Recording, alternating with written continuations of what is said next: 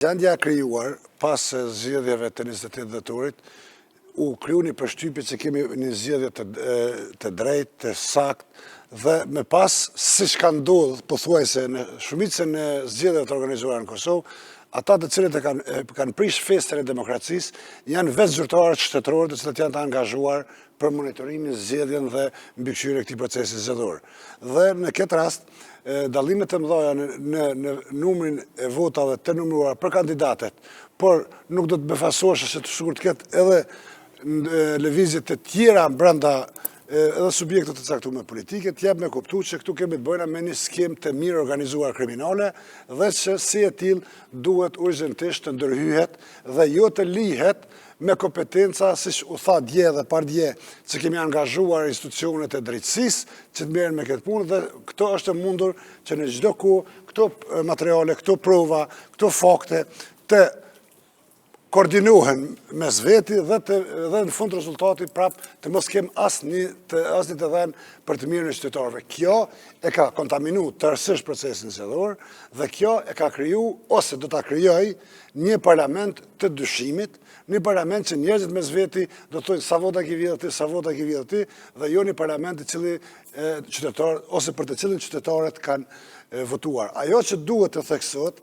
është se unë sinqerisht kam prit që sot të ketë arrestime masive në këtë proces, sepse është vërtetuar devijimi i rezultatit zgjedhor, por çka ka ndodhur? Komisioni Qendror i Zgjedhjeve me qëllim ta largojë përgjegjësinë nga vetja, ka shkarkuar një pjesë të caktuar të njerëzve të saj në prezident. Çfarë do të thotë kjo? Unë nuk jam fajtor, por fajtor janë ata. Kush janë ata?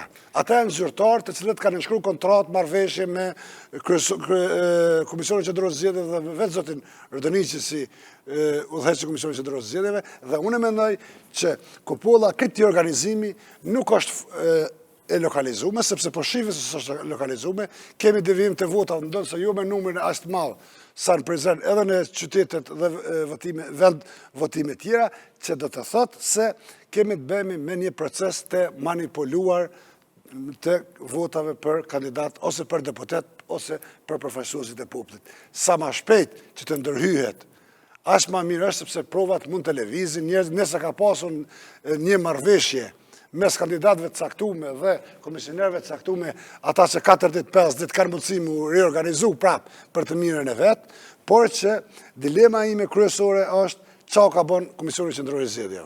Komisioni Qendror i Zgjedhjeve prap me të njëjtit njerëz, ndoshta me emra të tjerë, por me të njëjtit njerëz, me të njëjtin kontratë, me të njëjtin format, me të njëjtin skemë të organizimit, është duke i rinumëruar. A duhet të besohet këtij rinumërimi tash ka dalë?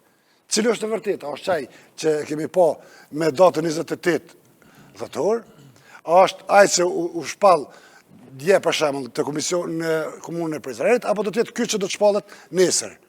Prandaj unë dyshoj në këtë procesin dhe si i tillë ne vetëm kemi humbur një vit komplet, fund e kry, një vit të vendit tonë dhe kemi nxjerr një kuvend i cili është i diskutueshëm dhe asnjë vendim moralisht këta njerëz nuk kanë të drejtë, qoftë ata që janë shtu, qoftë atyre që ju kanë hequr votat. Mirë, po çka është deshtë me bëjë KQZ në këto raste, meqense janë njerëzit e njëjtë, nuk din çysh me funksionu ndryshe, përveç rinumërimit nuk ka ndaj far alternative tjetër. Jo, shiko, KQZ-ja është dashur me vakt, sepse nuk është hera e parë që kanë ndodhur problemet e tilla, por për masat e problemit është përfaqura, kësaj radhe janë vërtet shqetësuese. Ne mund ta kuptojmë, një vot, 2 vot, 3 ka mund me ikë gjatë sepse këtë bëjmë, por këtu defekti është të vetë ligji i zgjedhjeve, kinse në vitin 2023, partitë opozitare, e ka udhëhequr, mos gabofsha PDK, ka udhëhequr Komisionin për rishkrimin ose amandamentimin e ligjit, nuk e kanë kriju ligjin me qëllim të funksionalizimit, po është kriju ligjin me qëllim të shpërndarjes së përgjegjësive dhe caktimit të oazave të grupeve të caktuara, sepse nuk kanë ndryshuar. Nuk kanë ndryshuar kurrë substancialisht, por vetëm kanë ndryshuar numrimin nga 5 në 10, e kanë hequr notën e zgjedhjeve, mos me pas çfarë heshtje zgjedhore, dhe kanë bërë disa veprime që kanë të bëjnë me diasporën, dhonjen të drejtës. Unë e pash mbrëm pa reagime edhe nga shoqëria civile, edhe për votat e përfaqësive diplomatike, edhe për votat e ardhura me postë, duhet se cilat të rinumrohet. Nëse kjo kemi pa edhe në të kalume, në shkurtën e kalume, kemi pas shumë probleme me votat me përfaqësi diplomatike. Ku është problemi këtu? Ma heret, është vërtet që kemi pas probleme të devimit të vota, por kanë qenë të koncentruara i tërë procesi i numrimit të votave në një vend në Prishtinë.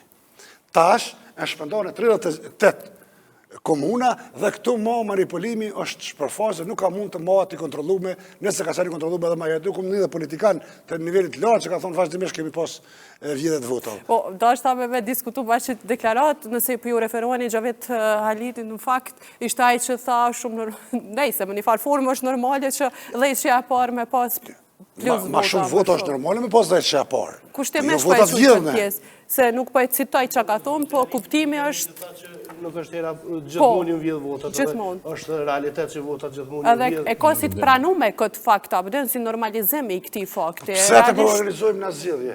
Nëse dikush tjetër deformon vullnetin, nëse dikush tjetër deformon vullnetin e popullit, pse duhet në më zgjedhje? Pse duhet me donë me votu në fakt? Pse duhet me donë të kryetat e caktuar? I vetmi ku është i barabartë se cili shtetari i Republikës. Po, është i barabartë. Po, kjo është ajo që është. Profesor, ju ma herët jeni prek me këtë pjesë, ju kam vjedhë votat juve. Unë kom pas rast kur votat individuale. Për shembull, unë kom qenë vetë në këtë proces zgjedhor. Dhe në djemës e bësha i pashë, kisha 4 votat plus. Plus? A dhe ty të ka ndollë 4 vota plus? Plus. Tash, unë su mi pas 4 vota minus, bje fjalla. Unë kësha, ne supozojnë në Gjakov, unë kësha dëshua, ma votu nana, gruja, kësha kur problemi. Ne kemi rast konkret kur një deputet e ka hub mandatin. Po. Bëtë fjalla për zotin Damka. Po. E ka hub mandatin. Që të më thonë kjo? Kjo të thotë që njerëzit e caktuar po deformojnë vullnetin e qytetarëve. Kjo të thotë që zoni i popullit brenda kuvendit është i rëm, me një farë fjallë. Shumë e thjeshtë dhe qartë për qytetarin e Kosovës.